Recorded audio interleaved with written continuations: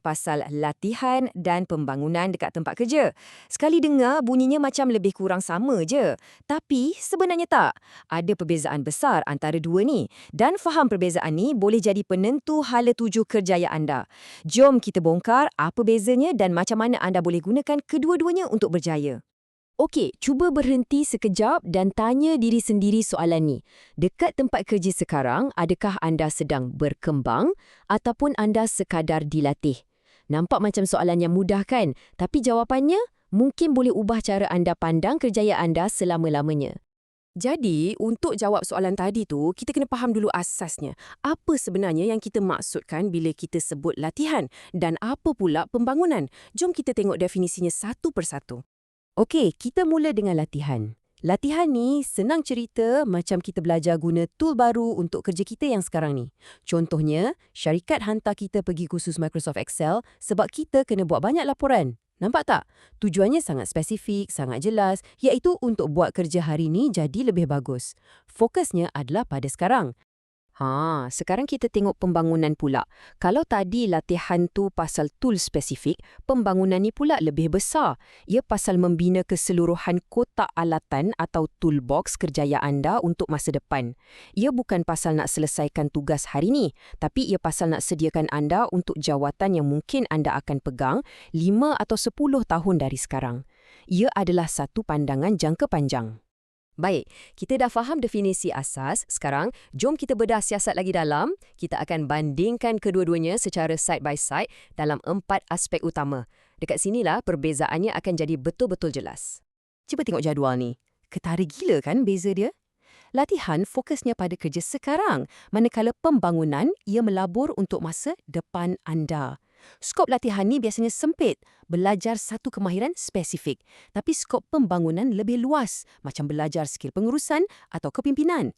Kalau nak guna analogi sukan, latihan ni macam larian pecut, cepat untuk capai satu matlamat segera. Pembangunan pula ibarat larian maraton. Ia berterusan untuk membina stamina kerjaya. Senang kata, latihan adalah untuk melakukan kerja, pembangunan pula untuk membina kerjaya. Okey, kita dah nampak bezanya dengan jelas. Tapi, so what? Apa pentingnya semua ni untuk kita sebagai seorang pekerja? Apa faedah yang kita dapat? Jom kita tengok impak sebenar program-program ni pada diri anda. Bila syarikat betul-betul laburkan duit dan masa untuk anda, kesannya memang padu. Anda bukan saja akan jadi lebih produktif dan kurang buat silap, tapi anda juga akan dapat kemahiran-kemahiran baru yang menjadikan anda lebih bernilai dalam pasaran kerja. Dan yang paling penting sekali, anda akan rasa lebih bermotivasi dan puas hati dengan kerja anda. Sebab apa? Sebab anda nampak yang diri anda dihargai dan sedang berkembang maju. Tapi kan, untungnya bukan untuk kita seorang je tahu. Syarikat yang melabur tu pun dapat pulangan yang sangat besar. Mari kita tengok pula dari sudut pandang syarikat. Kenapa syarikat yang bijak sentiasa melabur dalam pekerja mereka? Bagi syarikat, melabur dalam pekerja ni satu langkah strategi. Pertama, ia akan membina reputasi yang positif. Jadi lebih senang nak tarik bakat-bakat hebat untuk masuk. Kedua, pekerja yang sedia ada pun akan rasa lebih setia. Tak adalah asyik nak lompat kerja. Bila semua orang lebih mahir, dah tentu produktiviti dan kualiti kerja akan meningkat. Ia adalah satu situasi win-win untuk semua orang. Okey, jadi apa rumusan besar yang kita boleh ambil dari semua ni? Jom kita simpulkan idea utamanya dalam satu ayat yang padat dan senang ingat. Inilah intipatinya. Benda paling penting untuk anda ingat, latihan adalah untuk kerja anda hari ini. Pembangunan pula adalah untuk kerjaya anda esok. Anda perlukan kedua-duanya. Tak boleh pilih satu je.